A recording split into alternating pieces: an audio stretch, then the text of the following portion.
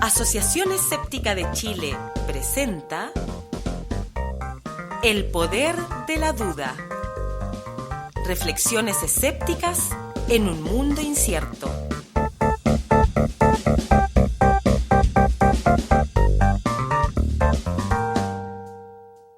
¿Qué tal? ¿Cómo están? Bienvenidos a un nuevo episodio del Poder de la Duda. Hemos dejado pasar algunos días desde que grabamos el último capítulo, pero por suerte la actualidad noticiosa nacional nos estimula a tener una nueva reunión y una nueva conversación. Vamos a hablar de lo que ha sucedido en la última semana acerca del Te Deum evangélico, en el que participó la Presidenta de la República y los ministros y una serie de personalidades de gobierno, en el que fueron obligados a escuchar calladitos y portándose bien todo lo que tuvieran que decir los pastores evangélicos y la comunidad evangélica, porque hubo además opiniones del público un poco destempladas que han estado dando vuelta en las noticias últimamente. Y nosotros agarramos un tema que hemos conversado otras veces y aprovechamos de compartir con los auditores. ¿Qué tan buena idea es tener al gobierno participando en actos protocolares de la Iglesia, ¿no? Que está tema general para la conversación de hoy día, separación Iglesia-Estado.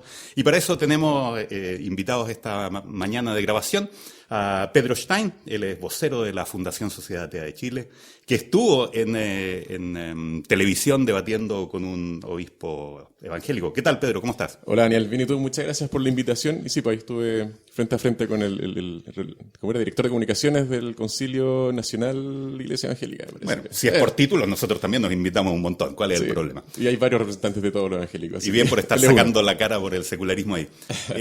También está Luis Cárdenas, el presidente de la Asociación Escéptica de Chile, que fue contactado por un medio de prensa de internet. Luis, ¿qué tal? ¿Cómo estás? Hola, ¿qué tal? Muchas gracias por la invitación. Esperemos que nos ganemos el paraíso hoy día. Seguro que sí. Y Roberto me va a ayudar a lanzarle preguntas a este par de importantes personajes que aparecen en los medios. ¿Qué tal, Roberto? ¿Cómo estás? Muy bien, pues. Listo para un nuevo podcast. Nosotros tenemos menos títulos que presentar, pero bueno. Yo soy Daniel, soy su anfitrión esta tarde. Oye, empecemos al tiro. Pedro, cuéntanos cómo estuvo el debate con este obispo evangélico que todos vimos clavándole las uñas a los sillones para no tirar la tele por la ventana. ¿Qué tal? ¿Cómo lo viviste tú? El pastor aquí, el director de comunicaciones. Fue interesante porque desde un punto de vista de debate argumentativo no fue muy complejo. De hecho, di dos mensajes repetidos muchas veces y era más... la dificultad fue mantener un poco la calma porque era medio descontrolado aquí el hombre y tratar de controlar un poco sus trucos argumentativos que usaba constantemente. No sé si se dieron cuenta que tiraba de repente hartos argumentos por segundo, un par de falacias en el muñeco de paja, competir un poco contra eso, pero de contenido yo creo que no fue muy... no se conversó ni se reflexionó mucho. Era más que nada insistir con que es el laicismo porque es importante y tratar de que no se nos descontrole mucho ahí el amigo. Sí, ese era el punto central. Bueno, no hay que olvidar que estos personajes hacen de la oratoria su ganapán, ¿no? Ellos viven de eso y saben perfectamente cuáles fibras tocar. Y sí, tienen estos trucos de repente un poco bajos de lanzar una andanada de afirmaciones sin dar tiempo a responder ni nada. Pero tú lo hiciste bastante bien, ¿no? Porque tú tenías respuestas cortitas que eran interrupciones donde no necesitabas que te dieran micrófono durante minutos para exponer, sino que con una frase de 3-4 palabras lograbas poner una idea. Me pareció súper bien. ¿Alguna opinión? ¿Ustedes vieron el debate? ¿Algún punto en particular que quieran rescatar, destacar, criticar? Sí, varias cosas. Hay un tema y es que uno cuando dice debate, quizás no todos estamos entendiendo lo mismo por qué entendemos por debate, ¿ya? Me consta que Pedro hizo todos los esfuerzos humanamente posibles para mantener un debate, pero en su contraparte lo que tuvo fue una prédica, ¿ya? Porque en realidad era realmente un tipo defendiéndose como gato de espalda, apelando a todo tipo de argumentos patéticos finalmente, sin demasiado, no se hacía cargo de los argumentos que le daba él, jugaba mucho al empate. Y yo me pregunto, bueno, si ese es el tipo de personajes que no es único, hay varios como él, hay muchos en nuestro país, se ha llenado, ¿no? Que tienen tribuna permanente todos los domingos ante un conjunto de feligreses Y con esas mismas estratagemas están todos los días minando el sentido cívico de nuestra sociedad, porque están consiguiendo instalar idearios por estratagemas totalmente falaciosas en la población.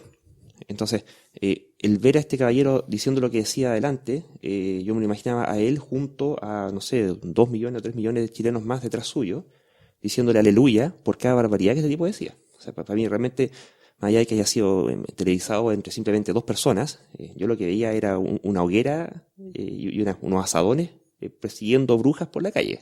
Bueno, pero este era un tipo dentro de todo razonable, digamos, no es un Pastor Soto, ¿no? Claro. Es un tipo que... Ahora, no hay mucha diferencia en realidad, porque Pastor Soto lo que hace, que los que a lo mejor han visto más o menos cómo se mueve él no es, o sea, sabe lo que está haciendo. La forma cambia, es más emocional, grita más, pero al final la forma que tiene de llegar a la gente y dar el mensaje, el contenido es más o menos el mismo. De hecho, el señor, ¿cómo se llama? Nieto, como decías tú, pues no era tanto debate. De hecho, Matamala hizo la pregunta y él quiso cambiar el tiro. Empezó a hablar de la historia, de lo tradicional que era, que pues no había que eliminarlo, Claro, decir que propio los marco. ateos queríamos terminar con lo evangélico, un montón de cosas. Y son más o menos las mismas cosas con menos gritos. Pero al final los contenidos son más o menos los mismos. El público que ellos tienen es un público que se deja llevar mucho más por las emociones, por hacer la catarsis. Gente en general de menos recursos, que es la única instancia en la semana que tienen donde se sienten mejor, les dan esperanza. Entonces no están tan habituados a un debate, a intercambiar ideas, analizarlas del otro, a los argumentos. Así que al final Ya, es pero la por forma que ejemplo, tienen. él no sacó ningún argumento de la Biblia, ¿no? Esa sería una diferencia rescatable, diría yo, contra el Pastor Soto. Digamos, él no se está escudando Sí, detrás eso es cierto. de un libro sagrado, incuestionable y perfecto, sino que trata de sacar sus propios argumentos, falaces, por cierto, pero eran sus propios argumentos. No en esta oportunidad, por lo menos, porque por algo será el director de comunicaciones. Tiene Sí. una mejor una fachada, pero las creencias en el fondo son las mismas. Yo quería destacar un par de esas estrategias que por ahí mencionaba Luis. Una, esto del empate, y que es una especie de fenómeno de proyecciones. Cuando le dice, digamos, a Pedro, oye, pero ¿y ustedes lo que quieren ustedes instalar sus propias creencias? Como si fuesen equivalentes, cuando lo que estaba diciendo todo el rato Pedro y la posición del laicismo. No. Nosotros queremos que las cosas en sociedad se discutan y se decidan entre todas. No que yo tenga unas creencias que son equivalentes a las tuyas, que se opongan y que queremos imponerlas a todos los demás.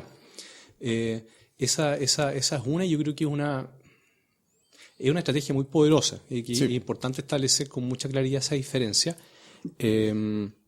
Hay un paralelo entre la creencia de Dios y el ateísmo en ese mismo sentido. El ateísmo no es equivalente a la creencia en un Dios.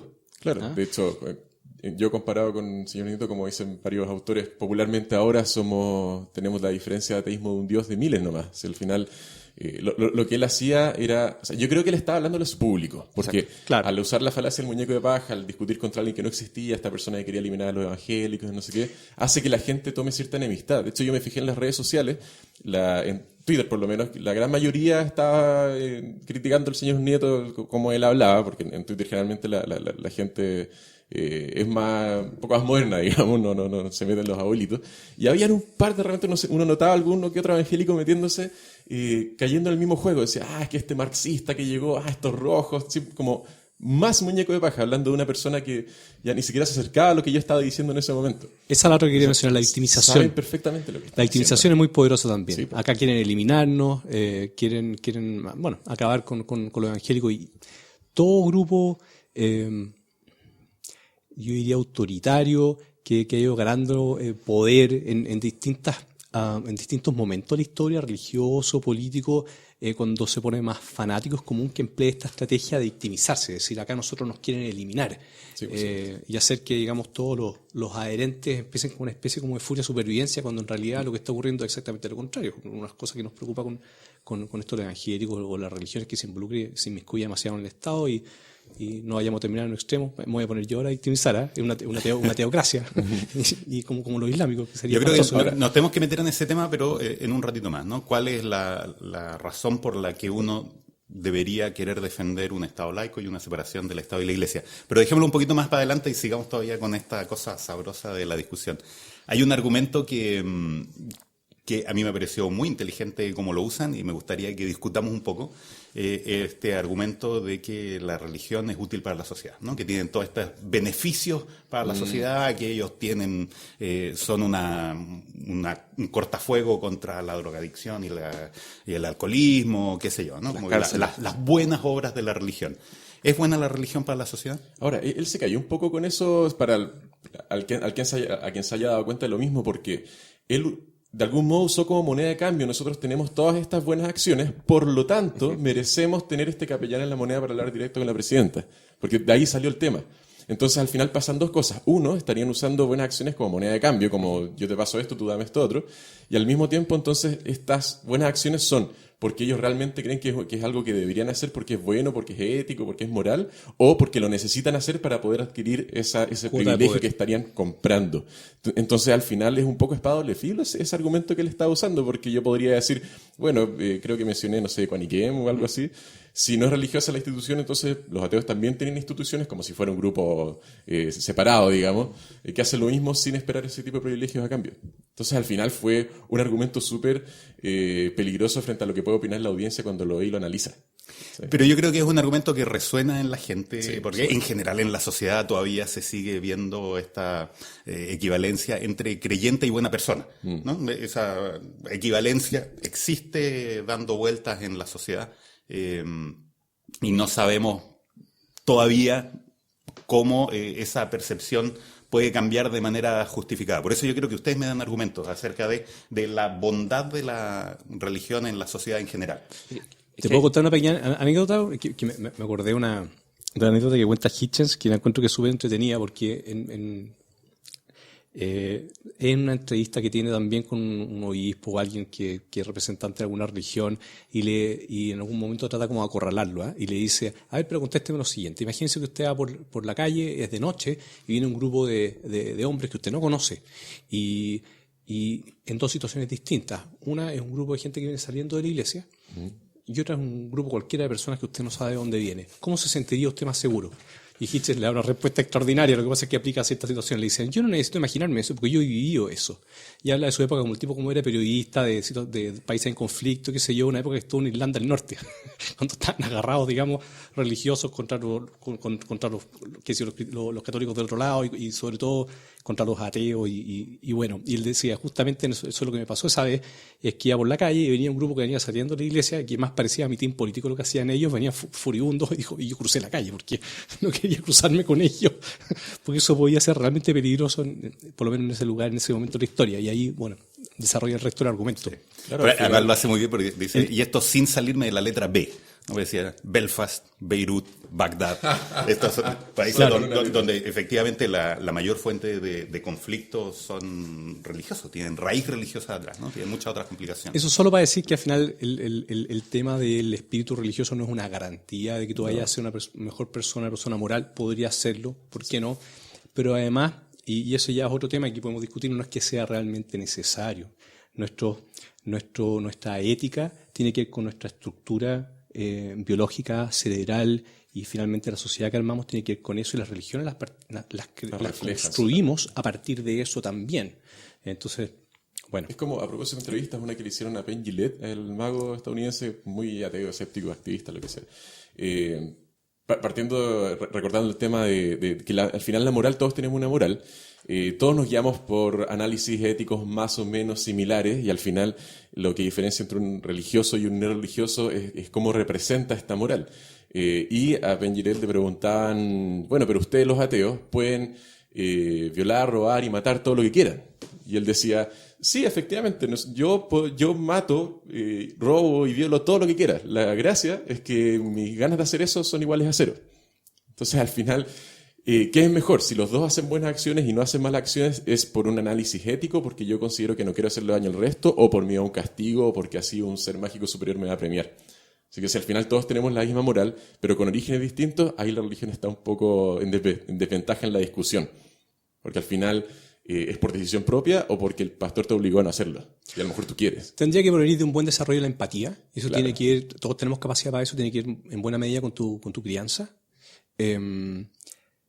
Y bien podría decirse que alguien que no tiene acciones morales, el problema no es que le falte religión, porque hay morales religiosos está lleno, sino que lo que le falta es un buen desarrollo de su propia empatía.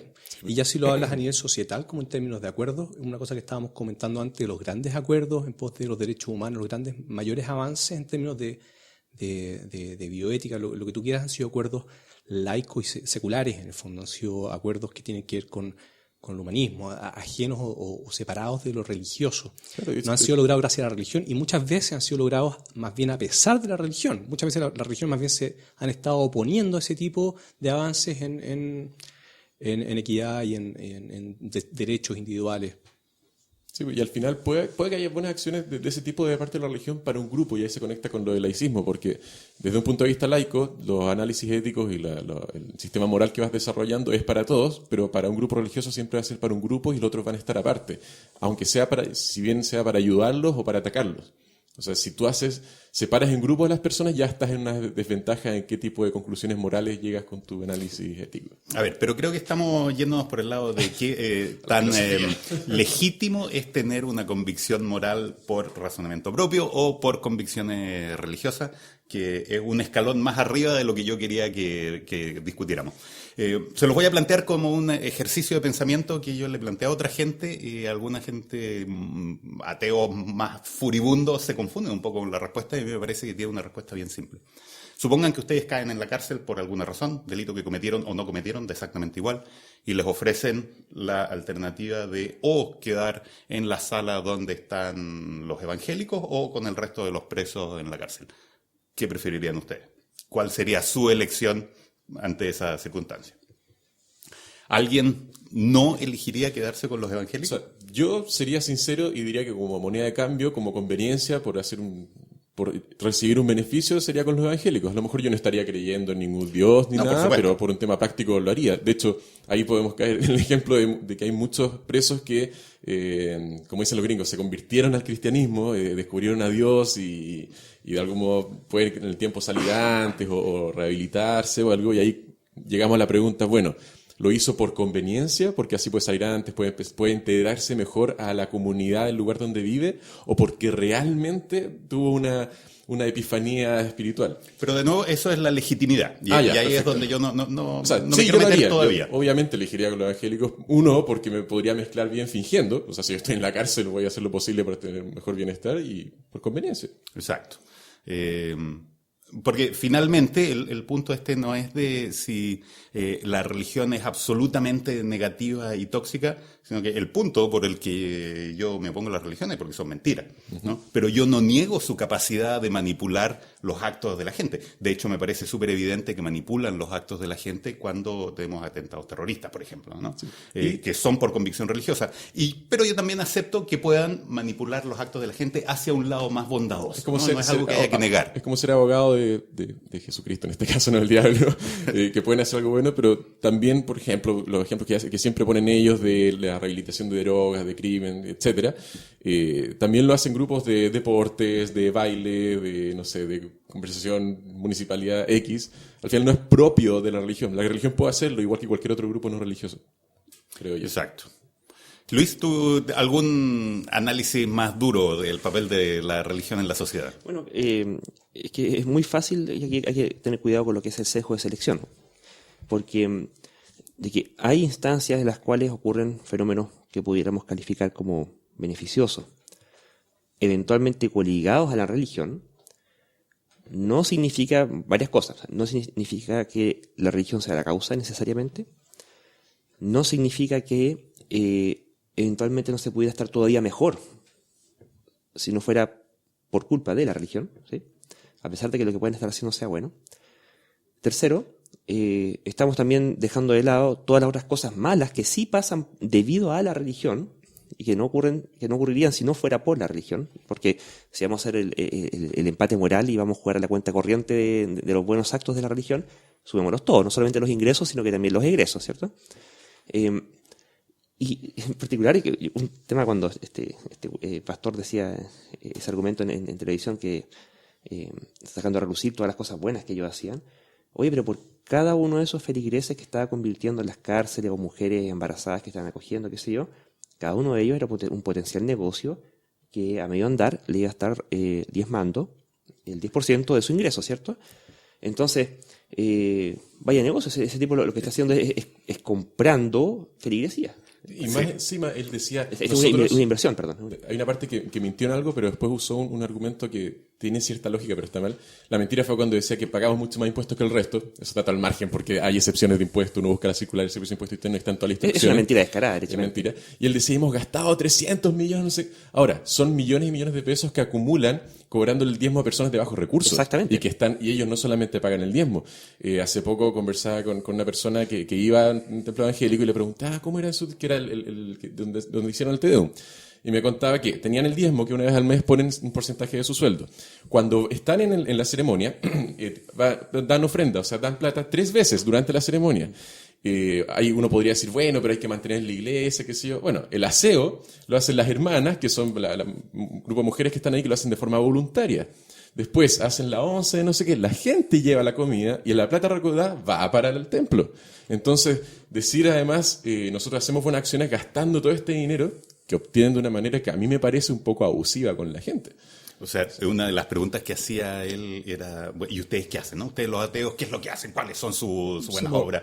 Somos médicos, abogados, arquitectos, barrenderos. No, exacto. Y somos pésimos para recolectar plata en comparación con ellos en ese sentido. Bueno, la justamente sociedad Fundación Ateo no creo que maneje 800 millones de pesos solamente para donaciones. Un pequeño congreso con pérdida. Pusimos mucho de nuestra plata. La respuesta puntúa que se me ocurría a mí sentado cómodamente en el living de la casa, por supuesto, no bajo la presión que estabas tú. ¿Y qué hacen ustedes los ateos? Bueno, nosotros no exprimimos a la gente quitándole el 10% Lo de su pensé, ingreso. pero iba a sonar súper feo.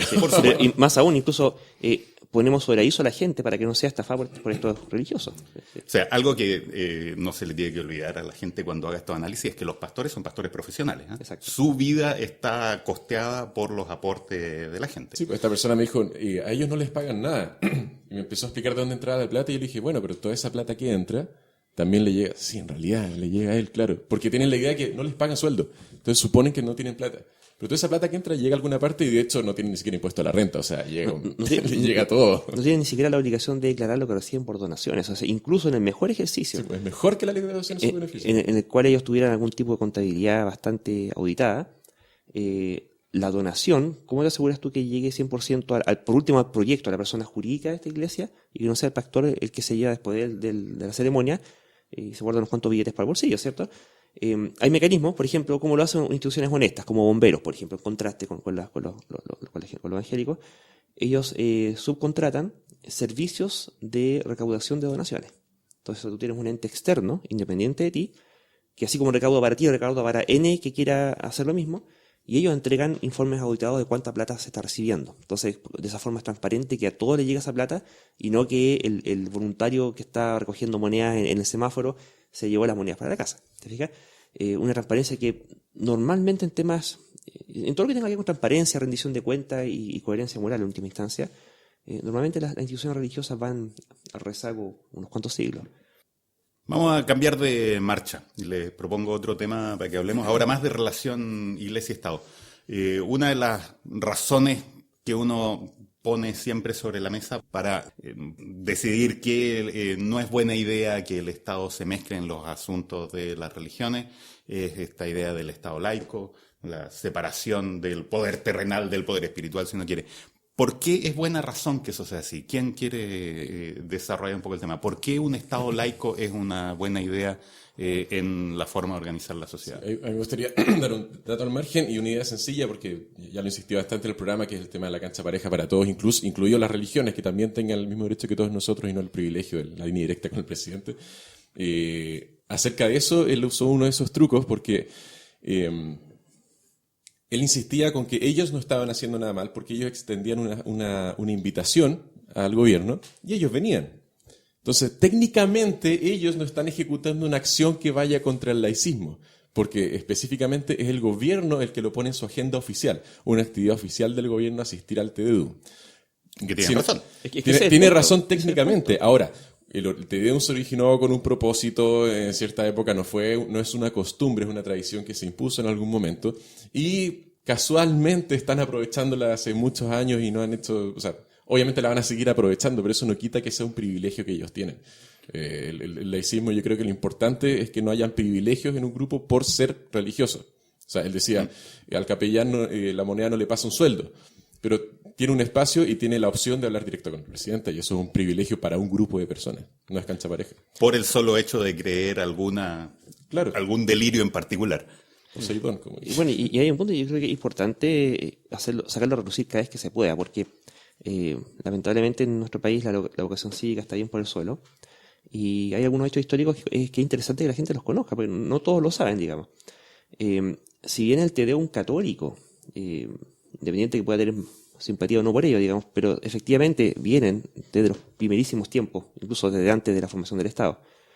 Mientras que el Te Deum evangélico se produjo en circunstancias bien particulares. Claro. Fue durante la dictadura de Pinochet, del año 73 al 89, y en el año... ¿Qué empezó a ocurrir entonces? Que empezó a haber una persecución sistemática de la población, violación a los derechos humanos a mansalva, y empezó a haber grupos dentro de la Iglesia Católica, en particular encabezados por el cardenal Silva Enríquez, que empezó a no ponerle demasiadas sonrisas al dictador en su momento, lo cual lo molestó, por supuesto, como todo megalómano.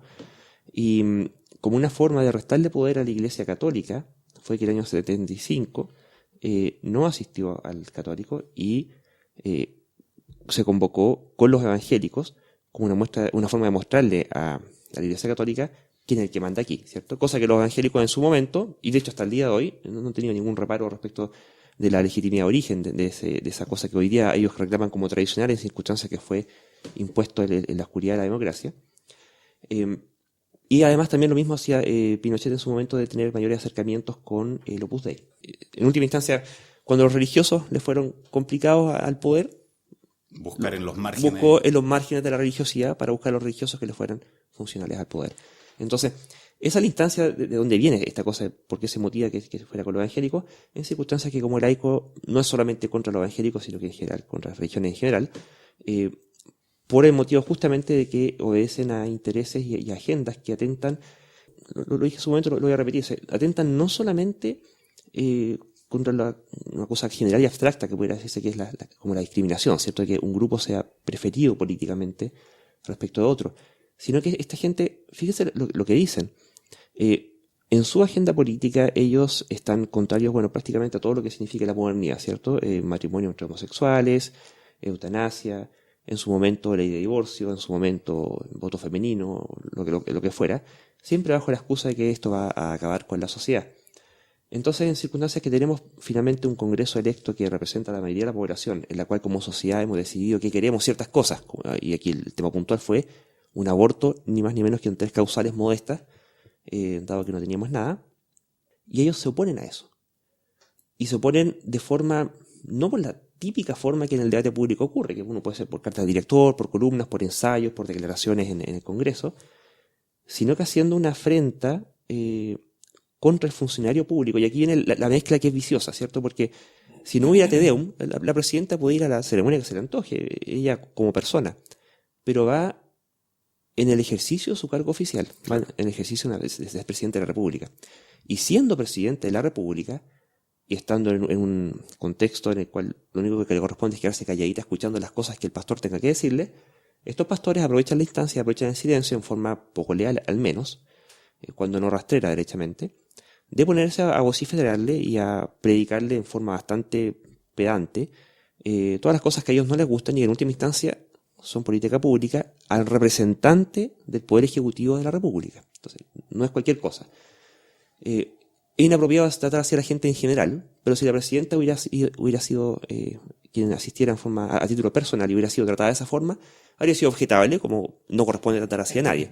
Pero no era solamente Michelle Bachelet, era la presidenta de la República que estaba siendo maltratada. Y ellos tienen una defensa que ellos decían, Nieto decía que eran unos evangélicos que están afuera del templo, que no era... No, que eso fue después. No, yo estoy hablando de la predica que le hacía el pastor en el púlpito. Ah, sí. Entonces, ahí fue cuando ella, y yo creo que primero como persona no corresponde recibir un trato de esa forma en ninguna parte, por lo tanto, cualquier persona que hubiera sido tratada así, yo creo que yo le defiendo su derecho a mandarse a cambiar, porque no tiene por qué estar escuchando cabezas de pescado.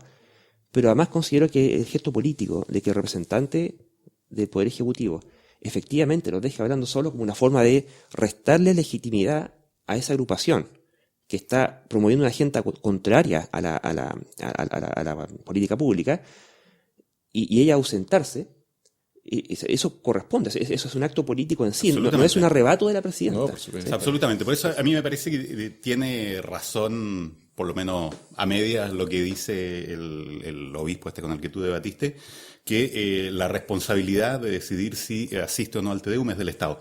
Y el Estado es el que tiene que decidir si quiere tener a su jefe de gobierno sentado sumisamente escuchando lo que tengan que decir estos iluminados. Exacto. Y a mí me parece que es contrario al espíritu democrático, Exacto. ¿no? Sí, claro. Si es a un debate, si es a una comisión, lo que sea, muy bien, es parte de la sociedad chilena, que tienen que tener sus representantes, y está bien que tengan sus intercambios con el gobierno, con el Estado, pero no bajo esa postura de autoridad, ¿no? Creo que hemos avanzado suficiente como para sociedad para no tener que someternos a la figura de este gran Dios que nos habla de arriba abajo. Y probablemente, como se ha dicho antes, si va es por un tema de clientelismo político, es por un tema más de votos. Sí, Exactamente. La presidenta de la República no es particularmente religiosa. Ahora, yo quería recoger un poco la pregunta que hacías tú de por qué tener un Estado laico, por qué no tener un Estado religioso. Y si me dan un par de minutos, hay un par de argumentos que yo creo que valen la pena. Tú puedes tener grados de laicismo en un gobierno o en un Estado. Tú puedes tener, por un lado, un extremo una teocracia. Si no una teocracia, a lo mejor puedes no tener una teocracia, pero tener una religión de Estado. Y luego puedes tener distintos niveles de involucramiento de una religión dominante en un Estado sin que haya una religión de Estado propiamente tal. Incluso puede ser que llegues a tener un gobierno que se dice laico, como el nuestro, pero que la religión igual está involucrada en asuntos Chile no es laico que son del técnicamente, Estado. ese es el Está problema. bien, que se involucren en salud o en educación, ponte tú, o en la ley. ¿Y por qué tener un gobierno que sea laico y no religioso, aun si la mayoría es de determinada religión? Y yo creo que hay dos argumentos ahí que es importante considerar. Primero, las religiones por su estructura como organizacional fundamental son autoritarias, son fundamentalmente antidemocráticas. Las cosas que se deciden ahí respecto de la realidad o de la ética que tienen no son decididas por consenso ni son votadas por la gente que la profesa, sino que son decididas desde arriba o porque viene escrito, digamos, en un texto sagrado o porque la autoridad del momento en un concilio o a puerta cerrada, digamos, decidió que la cosa era así, con una estatura, una sensación de autoridad moral máxima porque estamos interpretando la palabra del mismo Dios. Entonces fomenta la homogeneización ideológica en oposición a la libertad de pensamiento. Y eso es fundamentalmente así, son perfectamente autoritarias, intolerantes a la crítica, como todo sistema autoritario político religioso, y además persigue la disidencia. Y persigue la disidencia en distintos grados. El nivel de agresividad con que eso se hace es solamente limitado por el resto de la sociedad. Eso es muy evidente actualmente en el Islam, pero también lo fue con el cristianismo en la época de la Inquisición. Y hoy, en otras formas a lo mejor más tenues, tenéis grupos religiosos, cristianos, que a lo mejor no andan matando a la gente ni persiguiéndola propiamente tal, no formalmente, pero dentro de las familias el que hace la apostasía, por ejemplo. Felizmente no tenemos ley en contra de la blasfemia acá en Chile, sí pasa todavía en otras partes del mundo. Los que se saben de religión son asesinados socialmente, no pueden volver a hablar con la familia, se los aleja. Entonces se persigue la disidencia. Entonces, En Chile eso pasa. sí, claro. Entonces, el primer argumento es que si tú tienes valores democráticos o liberales, o de ilustración, si tú quieres, ya tendrías que preocuparte de que un sistema que es religioso se involucre con el Estado. Y el segundo lo puedo dar después porque querían decir algo. No, es que era algo entre medio de lo que habías dicho, que la única diferencia de las religiones como el Islam o la Inquisición, que siempre se dice, no, pero es que son ejemplos extremos que ya no existen. La única característica de diferencia de las religiones organizadas de ahora es que ellos tenían poder legal. O sea, si ahora un evangélico en su pastor en el templo le dice, ok, tú decías las leyes de Chile, probablemente se llegue a algo más o menos similar porque eso es lo que esperan de algún modo y están limitados por... Es el resto de la sociedad la que los limita. Sí, Exactamente. exactamente. Y el segundo argumento es que no se ajustan sus creencias o sus ideas sobre la ética o sobre cómo son el mundo natural, inclusive a la realidad. No tienen la capacidad de adaptación que tiene la sociedad cuando se consensúan las ideas, cuando hay libertad de pensamiento, precisamente por esta estructura fundamental que es rígida y que algunos dicen que es de la hierro alguna de sus creencias. Entonces los desafíos de la sociedad moderna, con toda la nueva tecnología, con los desafíos de la bioética, con los cambios societales tan grandes que han habido, no llegan a alcanzar a tiempo, digamos, a ajustarse. Algunos cambios como los que menciona Luis se dan en la sociedad y se mantiene un conservadurismo, una rigidez antigua. Además tienen pretensiones hegemónicas, pretenden que todo el mundo tengan las mismas ideas, por ende no reconocen a otras religiones como iguales, siempre como inferiores, y el conjunto de esto, de que no sean ideas consensuadas o democráticas, y que tengan pretensiones hegemónicas hace que sean divisivas. No solamente se dividen de otras religiones, se dividen dentro de la misma religión. Y eso hace muy difícil vivir en sociedad. Claro. Pero ahora los evangélicos, unos decían que se separan del Estado, otros que no, y al final uno se tienta a pensar que solamente se llaman todos juntos evangélicos para poder hacer número y decir que son el 15% de Chile. Claro. Me parece que son grupos súper distintos. Yo estoy, mira, fundamentalmente de acuerdo contigo. Creo que el mejor argumento por el Estado laico es absolutamente equivalente al argumento por la libertad religiosa. Son dos formulaciones de decir lo mismo, ¿no? Y el argumento de la libertad religiosa es uno con el que pueden simpatizar más los creyentes. El Estado laico de repente lo ven con un poco de recelo, pero la libertad de creencia no necesariamente, especialmente los evangélicos no deberían tener ningún reparo contra la libertad de creencia, porque es un grupo que ha sido tradicionalmente perseguido en Europa. Acá tal vez no, aquí ha sido un poco marginalizado, pero no necesariamente perseguido. Son minorías. No, pero la única manera de que uno pueda garantizar esta libertad de conciencia, libertad de creencia, es que el Estado no se involucre con ninguna de ellas, ¿no? Es el argumento que yo ahí estoy muy de acuerdo contigo, creo que es una cosa sobre todo de libertad. Luis, quería... Sí, mira, hay varios puntos que fueron saliendo y creo que hace falta, o es valioso recalcarlo. Primero, esta transmutación y transustanciación tramposa que hacen estos religiosos al momento de que cuando llega el momento de reconocerles alguna virtud a cualquiera de sus partes, ellos la capitalizan como si fuera una virtud de su conjunto, ¿sí? Pero cuando salen con declaraciones destempladas como las del Te Deum, o tienen pastores destemplados como el pastor Soto, rápidamente se separan. La naranja podría. La naranja podría ya no son representación de grupos, sino que son casos aislados, son grupúsculos que no representan al conjunto, ¿sí? Cosa que en la Iglesia Católica, por lo demás, es un arte bastante pulido. Y la parte con la que convenientemente guardan silencio es que aquellos actos repudiables por los cuales ellos se desmarcan de estos grupos más extremos, no es nada más que comunicacional, ¿cierto? Porque a ojos del público les embarra la onda, les arruina la fiesta simpática que están intentando vender y que les permite ir capturando votos, o por lo menos tolerancia respecto al resto de la mayoría de la población que no comulga con ellos, en circunstancia de que lo único que están haciendo estos grupos vociferantes es llevar a cabo lo que todos ellos efectivamente piensan, nada más que los otros sí son capaces de aguantarse las ganas y morderse la lengua, por lo menos ante las cámaras, porque en el púlpito no lo hacen, pero ante las cámaras sí. Y ahí tenemos entonces un ejercicio que es deliberado. Eso es una mentira deliberada. O sea, los pastores son en ese sentido deliberadamente mentirosos. Y por tanto, yo los consideraría deliberadamente perversos. Y eso es una de las cosas que tenemos que restarle a esta cuenta corriente moral que ellos dicen vender cuando dicen que las religiones son buenas y que los actos que ellos realizan son buenos. Porque su estrategia de base es fundamentalmente engañosa y es conscientemente engañosa, y están manipulando conscientemente al grupúsculo que en última instancia los mantiene económicamente. Porque cualquiera de nosotros que es ateo, si el día de mañana dejamos de ser ateo, seguimos viviendo igual. Pero si el pastor deja de ser pastor, se muere de hambre. Te paso un paréntesis muy cortito. Eso que estás diciendo tiene un paralelo súper interesante con esta discusión muy del mundo anglosajona, ahora digamos, y en Europa, entre el islamismo extremista y el islamismo que es moderado. Dicen que son radicales. Y cómo los moderados, digamos, se desentienden de los extremistas, pero en verdad de manera subrepticia terminan legitimando tales tipos de actividades de distintas maneras. Y es un gran ejemplo lo que pasa con el mismo extremo de qué es lo que ocurre cuando una religión tiene mayor involucramiento con un Estado, con un gobierno, con mayor control político. Ahora, el evento noticioso del último Te Deum tiene un ingrediente adicional que me parece que es nuevo, porque la presencia del jefe de gobierno en un Te Deum evangélico o en el que se hace en la Catedral Católica, que se llama ecuménico, me ha parecido cuestionable hace mucho tiempo.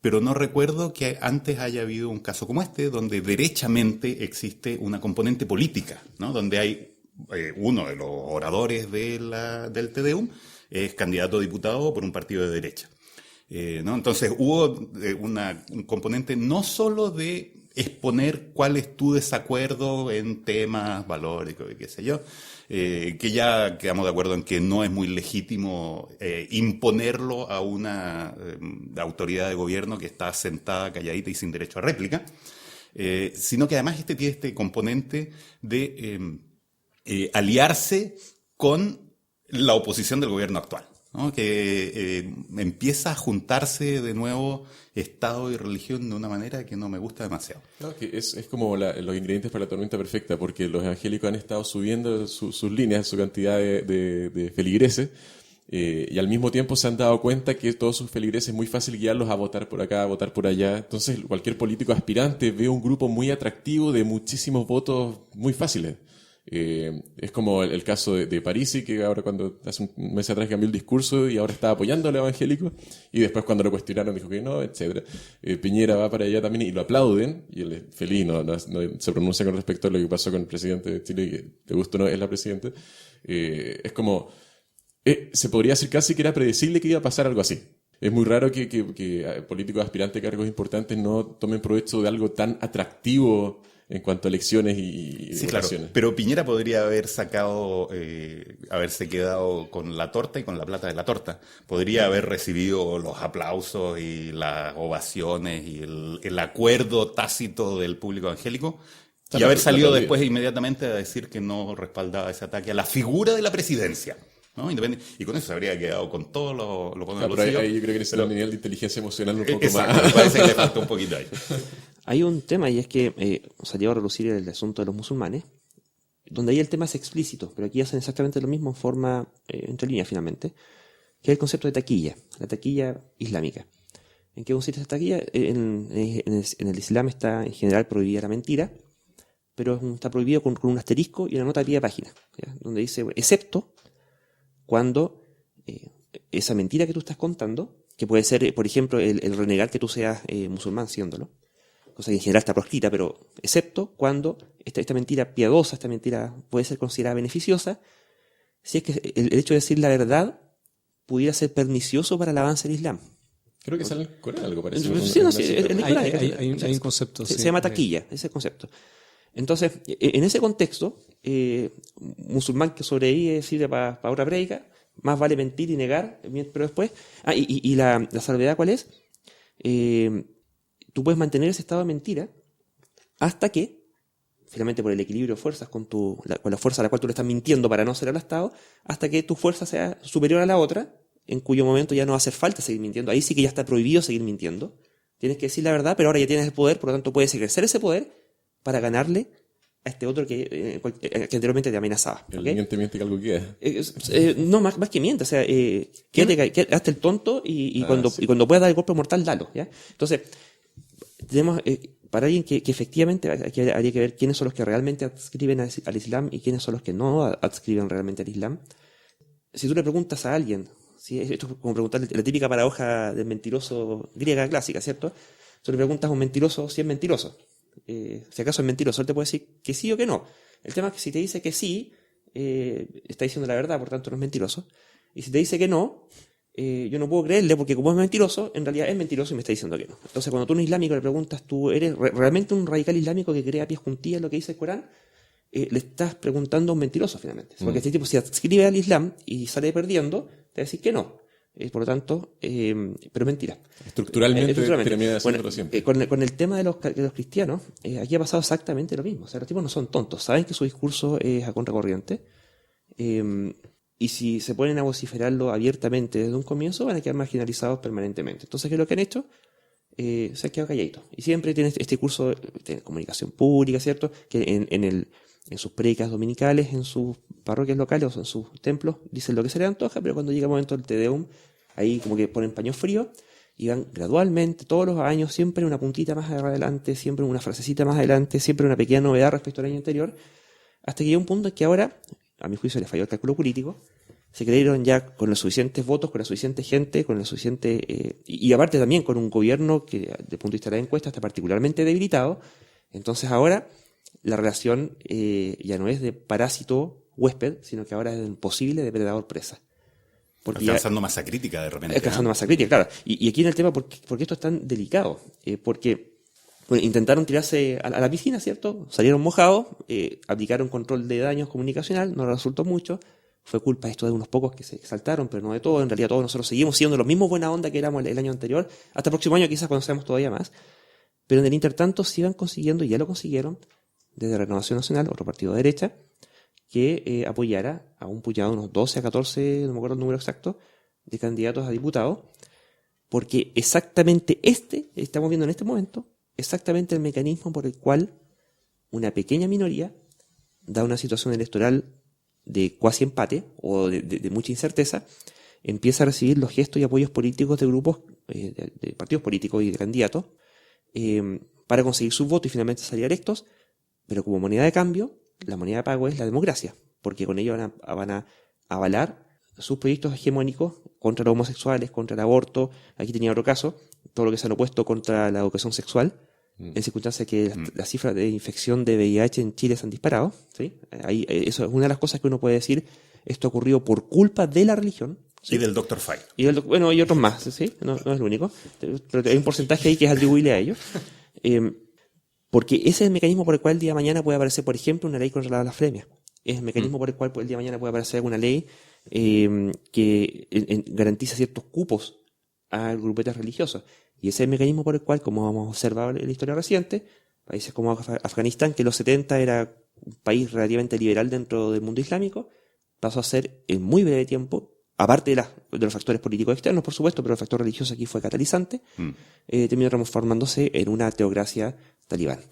Yo quería cerrar diciendo algo muy parecido a lo que está diciendo Luis en realidad, que de la religión a la política me parece algo sumamente peligroso, porque ya sea por vía de la persuasión de los feligreses de que voten por ello o por las platas que están recibiendo, independiente de cuál sea el mecanismo, hay que recordar que la organización de ellos no es como la de los partidos, que con todas sus imperfecciones tienen regulaciones legales, con votaciones, hay una estructura que es democrática, se ha ido construyendo en el tiempo. En cambio, la religión no funciona así, son perfectamente autoritarias y en definitiva, si tú empiezas a tener más parlamentarios que adquieren determinada religión y que siguen a un determinado líder en esta estructura autoritaria, lo que estás cambiando son las ideas sociales a un modelo más autoritario y pre-ilustración. Hay un riesgo medieval en todo esto que dice Luis. O sea, una organización que solo le rinde cuentas al Dios, y el Dios no habla por sí mismo, sino que habla solo por sus intermediarios. Al portavoz del momento. Claro. Hay un tema que es súper importante, porque esta gente, ellos hablan de que para ellos la ley de Dios es más importante que la ley del hombre.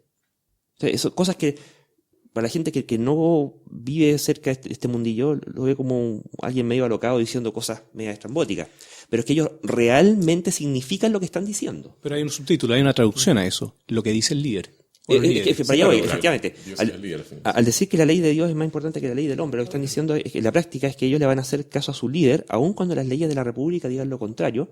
Por lo tanto, quizás legalmente sea difícil armar la figura, pero al menos simbólicamente aquí hay un afán que es sedicioso. O sea, ellos están dispuestos en última instancia a pasar por encima de quien sea con tal de hacer valer su punto de vista, y en ese sentido yo creo que es súper dañino en última instancia hablar de la religión separada de la política y hablar de los aspectos políticos de la religión, del cruce entre el Estado y la religión. La religión, del momento que mueve voluntades, es en sí una herramienta de poder, por lo tanto es plenamente un aspecto de la política. Entonces, la religión no está separada nunca de la política, es parte de la política, y aquí el tema de fondo no es si la religión debe estar separada del Estado, sino que es cómo hacemos para que en el Estado se preserve el principio de la República y la representación democrática a expensas de grupos finalmente políticos que son simbólicamente, y al menos en su ideario, sediciosos, oscurantistas y hegemónicos. Claro, que estos grupos son peligrosos, pero son sumamente atractivos al momento de hacer el recuento de votos.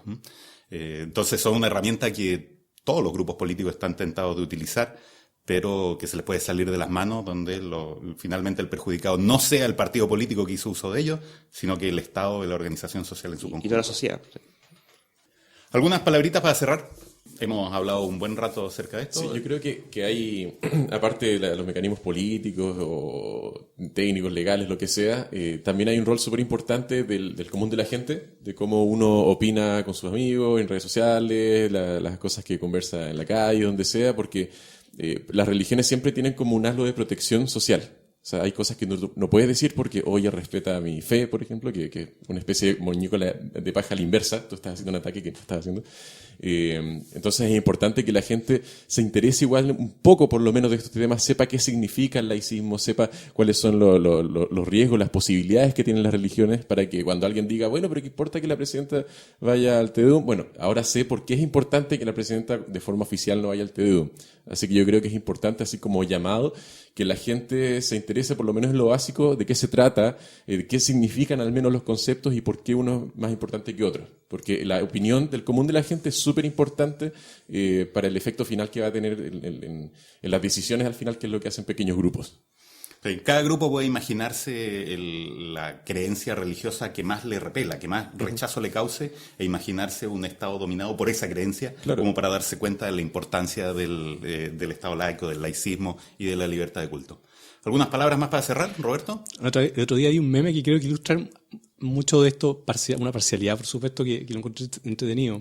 Claro, que llega un señor a un parque, entonces se encuentra con una pareja que está tomando helado y le dice... mi religión prohíbe que se tome helado los días jueves. Entonces, bueno, nosotros lo respetamos, está bien. Pues. No, me están entendiendo. Ustedes tampoco pueden tomar helado los jueves. Claro, exacto. Luis, ¿algunas palabritas para el cierre? Sí, yo rescataría una frase, no me acuerdo quién fue que la dijo, que la libertad es el margen que queda entre el Estado y la religión. ¿Ya? En ese sentido, uno puede tener un Estado que promueve las libertades individuales o un Estado que las coopte, y la religión que rara vez las va a promover en realidad.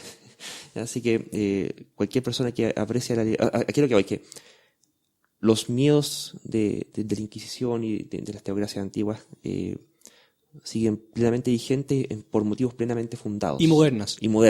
No es un debate viejo, es una cuestión que todos los días se está peleando, porque domingo a domingo esta gente está minando las conciencias de la población para imponer su proyecto al resto del país. Sí, la modernidad ha sido una etapa de progreso en libertades de este estilo, pero nada garantiza que siga siendo así, ¿no? Es un equilibrio frágil y puede siempre volver atrás, por lo tanto es importante mantenerse vigilante. Por cosas pequeñas. Yo voy a cerrar con una noticia, así un dulcecito simplemente para provocarlos a que grabemos otro programa pronto. Tenemos una noticia acerca del caso Prana. ¿Se acuerdan? El caso Prana está por ahí en alguno de los podcasts pasados, me parece que el episodio 5, algo por el estilo. Una técnica curativa mística que propone unos cursos, un diplomado caro y largo, en un hospital público, con el patrocinio del nombre y el logo del hospital y de una universidad pública también. Tenemos un pequeño logro a través de cartas, consejo de transparencia, reclamo y cosas por el estilo. El Hospital San Borja Herrerán decidió retirar su logo y su nombre de la promoción de este curso. Victoria pequeña, pero victoria al fin. Y promete una investigación interna. Nunca lo habían aprobado. Nunca lo habían autorizado. Eso. Y una investigación interna para ver por qué se está usando eso. Entonces, un pequeño gran logro. El segundo paso que estamos buscando en la medida de nuestros modestos recursos twitterianos es lograr que la Universidad de Santiago de Chile exija sacar su patrocinio, porque no es solo el logo que aparece ahí, sino derechamente como patrocinador de esta técnica bruja. Sí. Y para que no suene como ¿por qué están atacando eso? Bueno, al final igual son como una micro religión esas creencias. Son creencias, de hecho. Sí. Absolutamente, ¿no? Viene al tema aunque no lo parezca. Muy bien, gracias por participar en este domingo de grabación. Pedro, Luis, Roberto, nos estaremos viendo la próxima. Gracias, Gustavo, por los controles técnicos. Y nos encontraremos en un próximo episodio de El Poder de la Duda. Un gusto, como siempre.